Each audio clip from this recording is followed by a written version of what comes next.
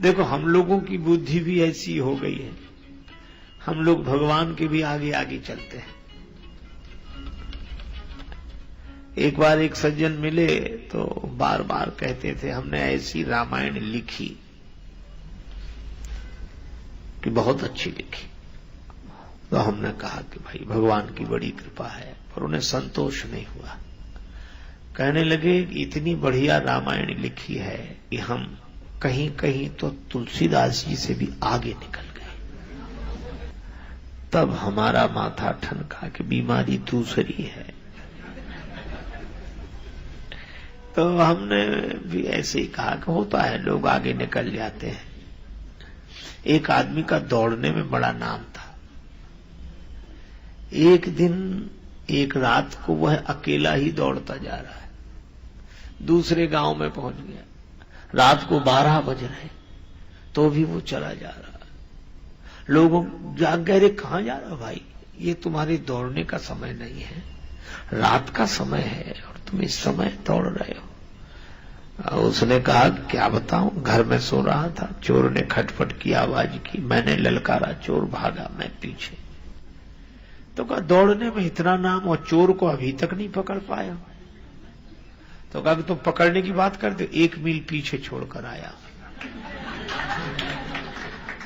तो हमने कहा कई बार लोग आगे भी बढ़ जाते हैं, ऐसे ही आगे बढ़ जाते हैं, जिसे पकड़ना होता वो पीछे ही छूट जाता है।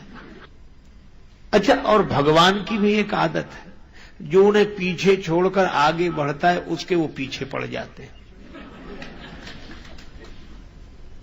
और तब तक पीछे पड़े रहते हैं जब तक कि सत्य का दर्शन न करा दे, तब तक भगवान पीछे ही पड़े रहते हैं।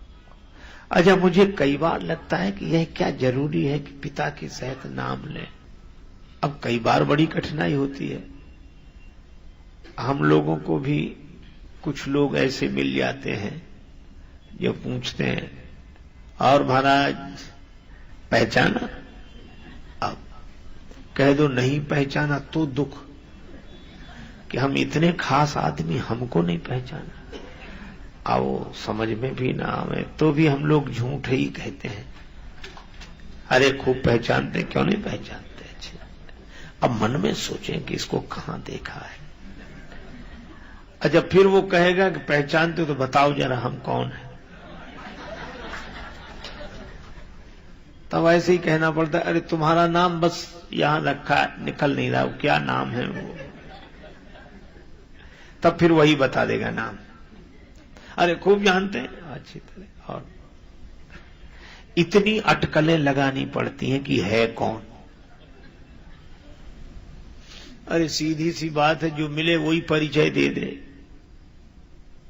तो राम जी तो यही करते, पिता समेत लीन निज नामू। पिता के सहित अपना परिचय दिया कि मैं महाराज दशरथ का पुत्र राम आपको प्रणाम कर रहा हूं।